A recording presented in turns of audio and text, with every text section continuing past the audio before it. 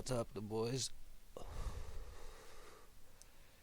TIG here with episode 5 of the Irish Gaijin review series. I think it's episode 5, it's the first one in a while anyway. First one since. Ooh.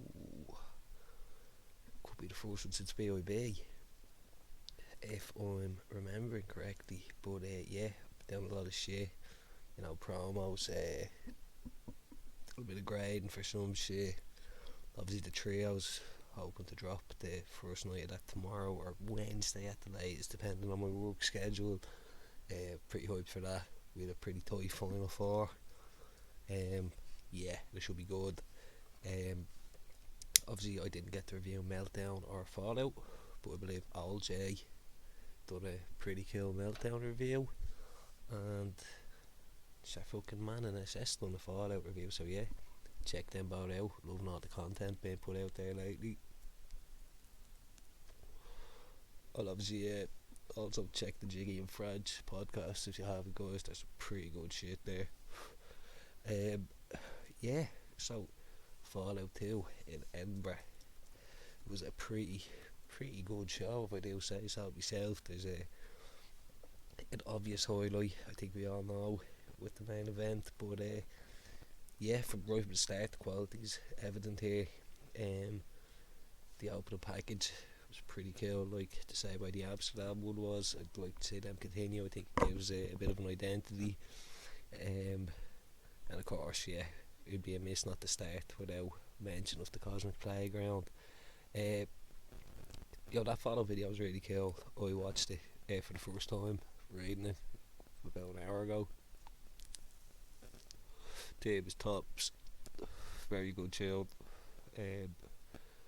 Yeah, I like that you've posted this video in the show results. I'm not a fan of the spoiler reveal thing that you were doing for entrances. I think it just looks better and flows better with the actual entrances, as if like this is what's on the Titantron type thing.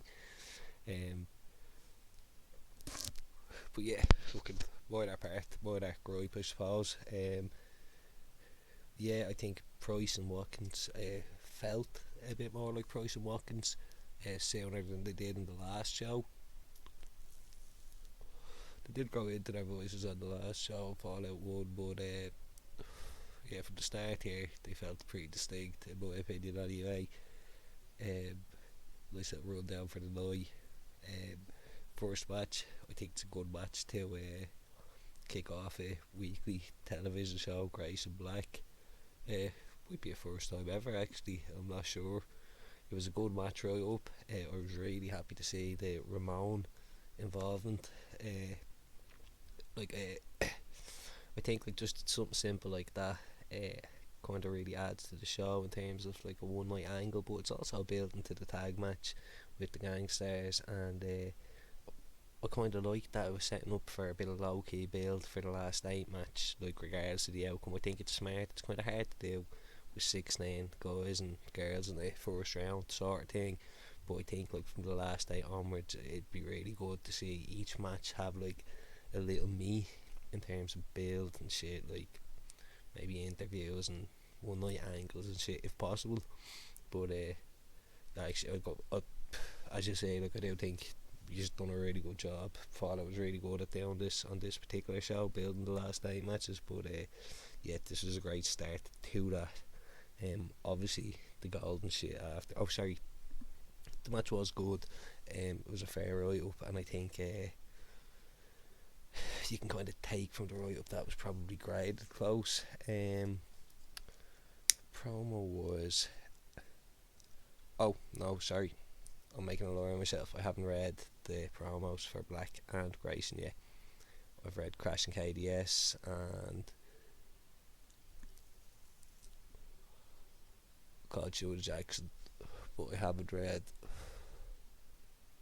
Grayson and Black, so I can't actually comment on the result. I just imagine it was fair, and I think Grayson is probably a slightly more interesting person to advance if Gangsters are going to go all in with the Golden Rock feud, and obviously with the Golden appearance after.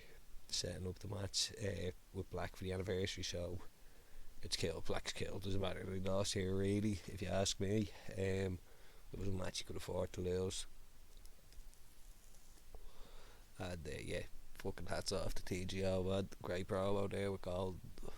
Great segment. Really sold the match. Really laid into the heel side. Yeah, it was pretty cool. Be interested to see now if Gold is just like a heel in certain situations, or like in certain feuds, like, because it's gonna be hard to not cheer for Golden Rock with the Game 7 shit still going on, and Ramon being a face, like a clear face, kind of, in my eyes. But yeah, really interesting, and really looking forward to that match, particularly on the anniversary show. I think it's gotta be great. It's gotta be fucking brutal.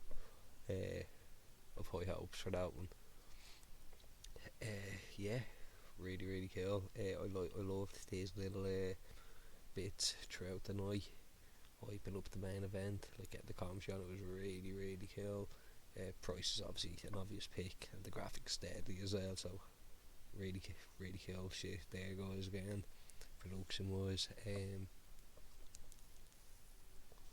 yeah, I don't mind this little backstage build with the Backstreet Boys, or whatever you call them, because they're facing Gabs later tonight. It's fine.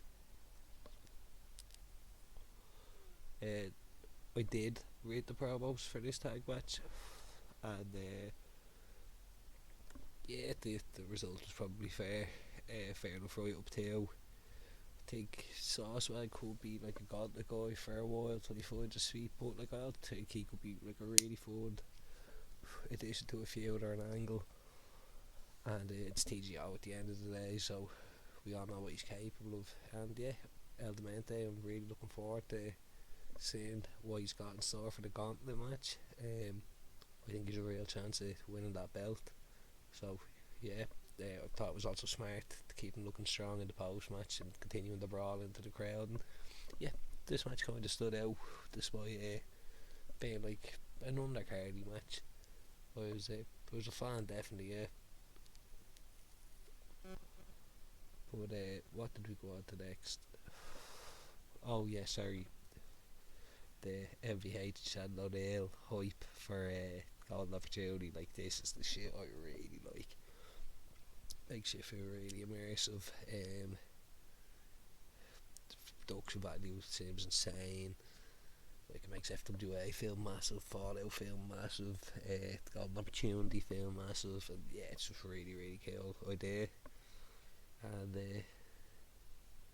yeah, hype for the fucking Golden Op, hype for the anniversary show, to be honest, just in general. And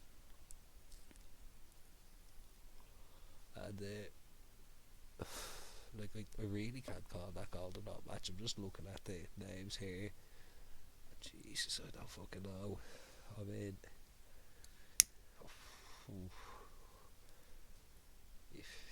there's a ready-made story for everyone there, really.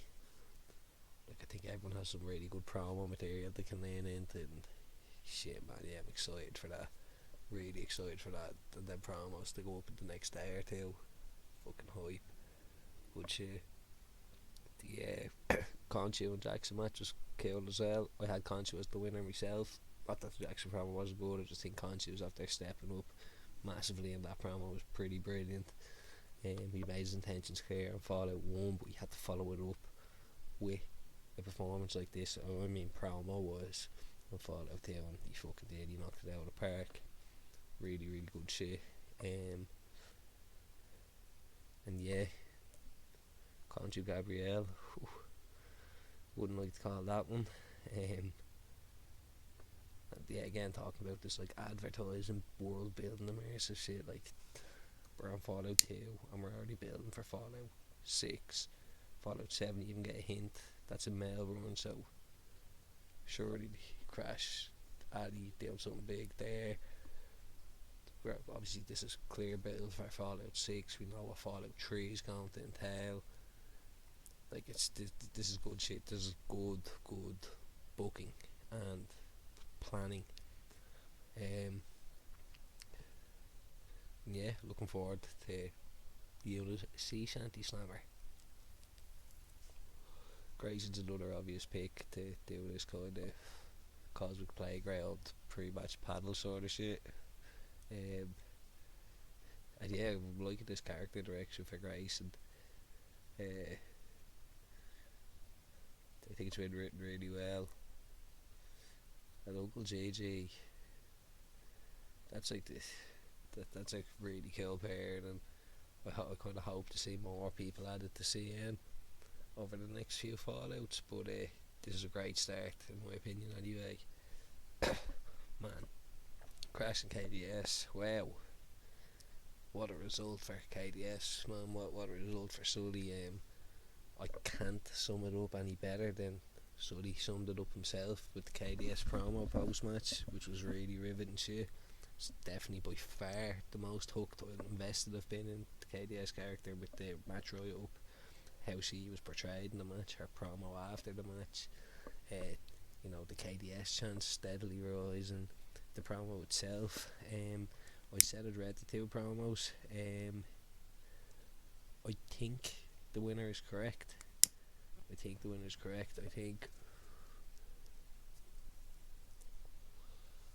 if Crash had have stretched out his idea and his promo a bit more, I may have given it to him. But as it stood, I think KDS's promo was better than Crash's in this instance. Like, it's not to say that I think KDS is better than Crash week to week, show to show, but just these two promos, I think this is the right result. But I think what that shows is that you can't rest on your laurels against KDS. Like, I don't know how much of an underdog KDS is going into this match with Sean Summers next week. Sean Summers still fucking, he feels fresh, he feels new, he feels like he's going to break out and be like Fallout's top heel. But I mean, this coming to KDS, this feels super fresh as well. I'd nearly argue that KDS coming off the back of this win and this promo and this post match, it's going to be a tough one to call, man. Tough one to call. And like I said, it was great to put the focus on that quarter final match. Like, this promo done a really good job of doing so. And yeah, nice little interlude, the Fallout HQ. Doing it. I'd like to see that alternative host there, if that's actually a thing, but I fear it's not. Yeah, hold on. Wait, you see, the first time I read this, I was fucking super stoned. Was this posted somewhere? If anyone's listening to this in the chat, just let me know. Was this Fallout report thingy actually posted anywhere? Because that looks pretty interesting. Yeah, I was a bit surprised when I seen MVH as one of the hype people for the Cosmic Playground, but then obviously as I read it, of course it made perfect sense. I just kind of forgotten her link to the match and the two people in it, but yeah, more good stuff here. Yeah, guys, I really don't like the fucking spoiler things for the theme music. Maybe other people do. Don't fucking take my opinion on that as the correct opinion. Yeah, this was a jobber match, an extended squash really, but it was cool for them to kind of run through their shit, get their first kind of exposure as a duo, as a pairing together. Yeah, I like this as a pairing. It wasn't what I had heard rumours about it 3 back in business, but I still didn't know if I don't know, for some reason I just didn't put the two characters together in my head, but after this and the shit they done in the trios, check that promo, Knox, Gabrielle and Buff Buck, that's a good promo, check that promo out. It's not fully fleshed out, I think they probably could have done more, but given the time they had and the struggle they had to get it posted on time, like I think that's the bones of a really good promo, and if Knox and Gabs are doing shit like that, yeah, we could be onto a winner here with this tag team. Yeah, Danny trying to get CQ back in the L, good graces back behind the announce booth, I think is sort of what's happening here, is the kind of like small subplot to try to hype the Ronda match a little bit, kind of, I don't know, like while I'm in this tournament I can kind of only focus on the tournament, and well I think like with Peacock telling her 4, like there is a bit of juice there, me and Man could do something for that, but yeah, I guess I'm just trying to, you know, like put over the equaliser here and hype a maybe potential MVH match. Like I'm not under any illusions, like MVH has to go through CK, I have to go through fucking Peacock, and then 2 more stiff matches if I even get through Peacock. But like, I mean, there's no harm in hyping a potential match, I suppose. That's kind of what I'm trying to do here, I guess. And for like future match with MVH and with Peacock, obviously kind of by the not no selling with Peacock, but kind of like, well, I suppose at this stage like he hasn't got through Rondo, so you can't really say too much without kind of burying Rondo, or like, you know, shining light on the fact that Shake no showed. I know the situation with Shake, it wasn't his fault. I think he's reworked most of the promo into a piece he's doing in the next week or two, so it's all G. But yeah, that's what this was anyway. This now, this next seg. Hold on, just let me delete this. This next seg, excuse the pun, was sick. It's the Fallout debut of Mike Parr, last year back in business, main event. You know, it's been advertised. This was classic heel shit. Like, this is like so simple, but like we've been missing something like this. Like, you know, like, oh, the bastard is just so good, man. Like, this robot was just, he's just to the point, isn't he? Like, he's blunt, and you can't say there isn't an element of truth in his words. Kind of, the Summers is going to be the breakout heel on Fallout. I called it earlier. Like I said, the KDS match is going to be fucking tough. I'm delighted Summers hyped that as well at the end. Yeah, like I said, like, these quarterfinals should have some meat behind them.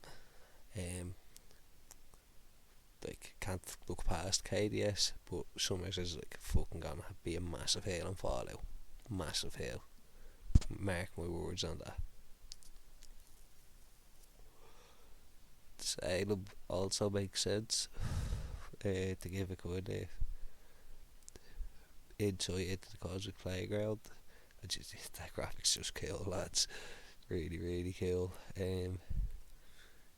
Really dug the Towner and Rondo right up. I think was it definitely as entertaining and exciting as it could be, knowing what the result was going to be. Shake, man, I have to say that Lewandowski and Royce spot was fucking perfect. Like, I know about like maybe 5% of people got that, but that was a Superman. That was just fucking brilliant, man. Yeah, really enjoyed this right up. I think Rondo put Toner over pretty strong here, and I think the post match achieved what I needed to achieve.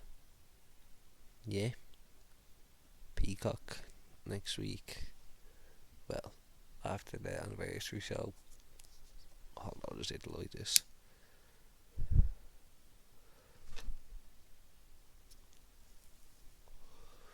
Sorry. Yeah, man, I've got an idea for the Peacock promo. I think it's a pretty good idea. I think it could be like, I think it's gonna be good quality stuff. Mightn't hit with some people though. I don't know. I'm looking forward to it. We'll see. We'll see. Oh, I really hope I beat him. Anyway,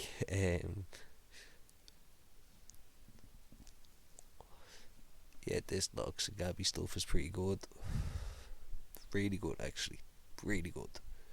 That I got a bad reputation though. It is pretty cool. Like I dug that, so I kind of a big neck kind of thing. Pretty cool. The pre-match rallies were great, especially the nephews one and bringing Todd in, and the sacrifice thing, and him saying it'll never work, and the fucking Braveheart references was really good. Hold up, actually I need to take a breath before I get into this, because this is just fucking wild. Sorry, I actually had to drop out for a minute and just take a breather before I got into this main event. So just a quick overview. 2 teams of 4, 8 rooms. The captains start in the first room, which is just a standard wrestling ring with weapons, and every 3 minutes the door to the next room opens. There's 8 rooms. Each room will have a new team member, and the room can be designed whatever way they want to.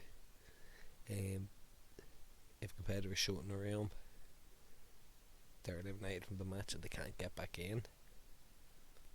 And once the final room has been unlocked, anyone that's in the room has 3 minutes to try and escape the room. Sorry, no, there's a 3-minute timer, and there'll be an explosion to end the match. 30 seconds prior to that, a door will open that they can escape from, so whoever gets the most people out of the playground wins the match. I think I have that right. It's not complicated at all then, as Danny Felter Snatch says. I really liked the build pre-match. Price being nervous and Watkins kind of talking up, like how it came together and shit like that. And yeah, onto the match itself. Start off at room 1, medieval wrestling ring, and there's pretty much no messing around here, as Uncle puts the blade of a sight. I'm not sure how else says sit. I think sight. I don't know, but he puts a fucking blade in the Peacock. Like, this is the first room. This is within the first 3 minutes, and he's have to slice a Peacock with a blade. I mean, like as Watkins says, there's like another 7 rooms to go. Like, I'm already thinking these guys aren't gonna make it there. How the fuck are they gonna make it there? And if they do, they're gonna be a mess. I thought it was a smart finish to round 1 with the pink mist, and the Peacock just getting underneath it was a good, like, near fall, I suppose, if you want to call it that. Room 2 was fucking genius. It wasn't my favourite room. I know what my favourite room was, but this room was great. Um, but still, the podcast was just so typical for him, and like I think it could was a great way to bring Peacock back in. It was very creative, and I thought the final line was fucking brilliant from Peacock. We're getting into it now. Room 3, the Malibu Voice Room, with fans of Peacock. I thought this was fucking great again, with Peacock and Uncle having the shots, and then the two side characters fight. Give them a bit of shine.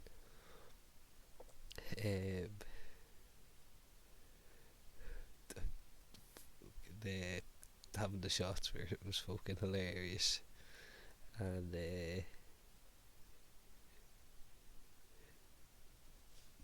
Uncle fucking dancing was just so unexpected, and like the music running throughout. Peacock doing his bit where he smashes the glass over his head. Yeah, this was a really fun room. Likewise, that was room 4. Hold on 1 second, lads, so I'm like this.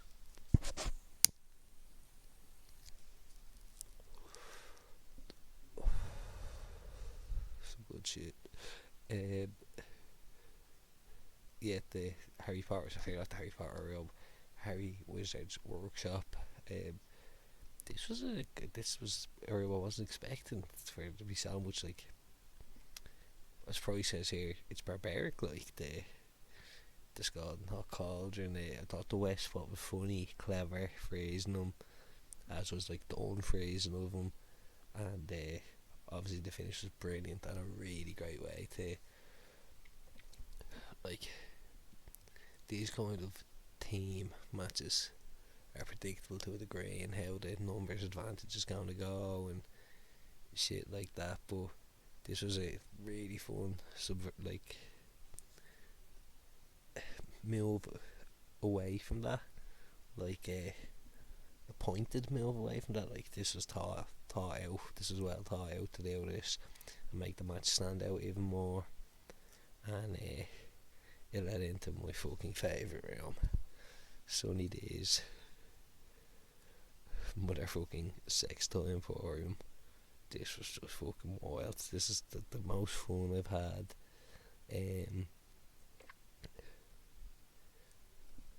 reading like a section of a match in I don't know how long. It was incredible, and call it hyperbole if you wish. In my humble opinion, Santino Doggerella putting the gimp mask on and holding the dildos under his chin and said, "You must obey the laws of the Book of Cosmos," is the funniest spot ever written in a match that I've ever read. It is hilarious. It's fucking brilliant. And sorry, not to get lost in the comedic brilliance of all this, Koi immediately entering the room when the doors open is just fucking big boss shit. Koi is the motherfucking bomb. Eliminating both the underdogs at once, just fucking to set up a really worrisome portion for Peacock. And the quiet room, brilliant. Absolutely loved it. Fantastic. It was an anomaly in contrast to the other realms. It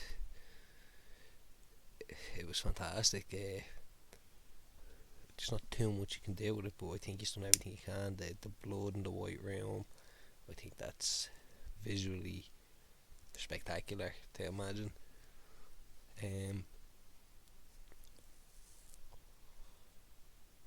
The kind of like bending of the rails, like even in this cosmic playground, Uncle finds a way to bend the fucking rails. Like, how?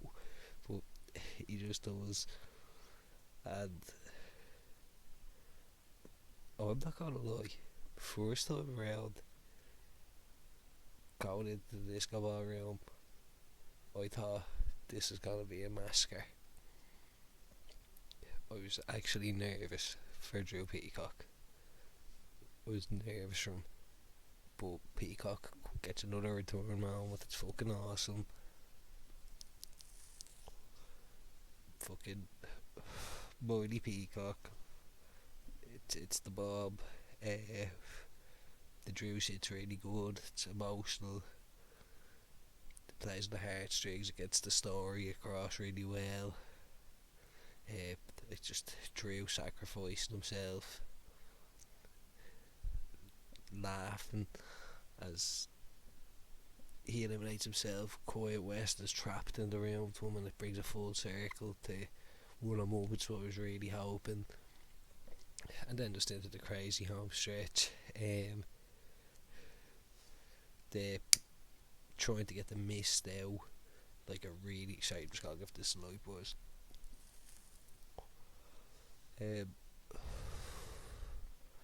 Like the desperation to try and get the remnants of the pig mist out, like it's just fucking really, really strong writing and like really vivid visual imagery.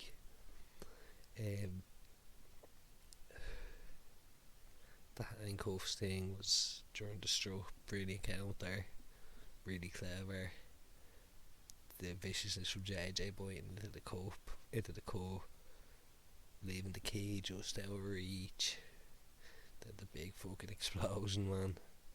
Peacock running up, Price running to go and get him. Oh, like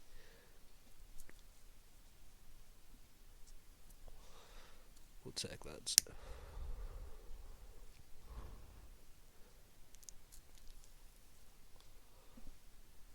This might be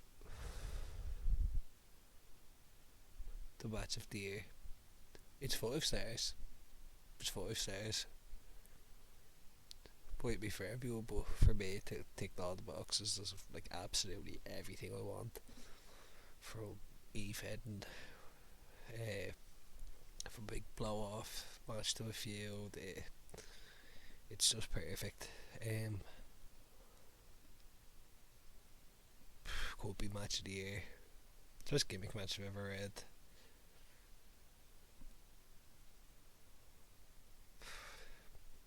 Just probably my feud of the year. Yeah,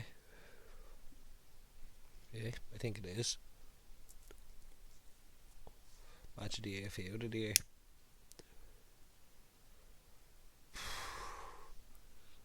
I'm blown away, lads.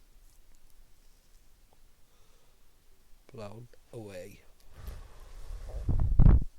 It's quality.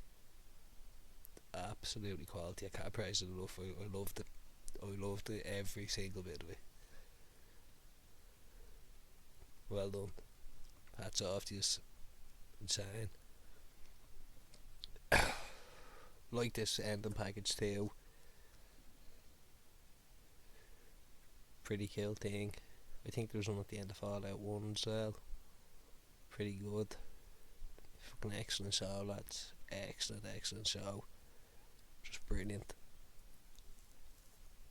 Really enjoy. Hold on. Oh, fucking hell. I'll just have to say this Fallout Clears thing. Right. I'm not gonna recap the Fallout Clears thing because I actually haven't read it. So I'm gonna read this now. I'm just gonna sign off on this episode quite abruptly, sorry, but yeah, hope you enjoyed it. Treehouse should drop sometime this week, as I said. Should be a podcast with a guest soon-ish. It'll be a new series behind the promo, and I'm also in the process of putting together an on-forum thing. It's going to be like a kind of highlight real revisiting thing of Fight Night's greatest ever moments. So volume 1 of that should drop probably in the next day or two as well. So yeah, some cool shit in the pipeline, and obviously I've got to do Peacock 4 and see if we can Jesus, recapture some of the magic of that fucking feud that he's just had with Uncle, because that shit was top. So was Ethan, and that's fine, I suppose, have to say. Top shit. Top shit. Yeah, super stuff. Really good. And Golden Opera as well, fucking Alistair and Devon, oh, shit type. Right. Good night, God bless, lads.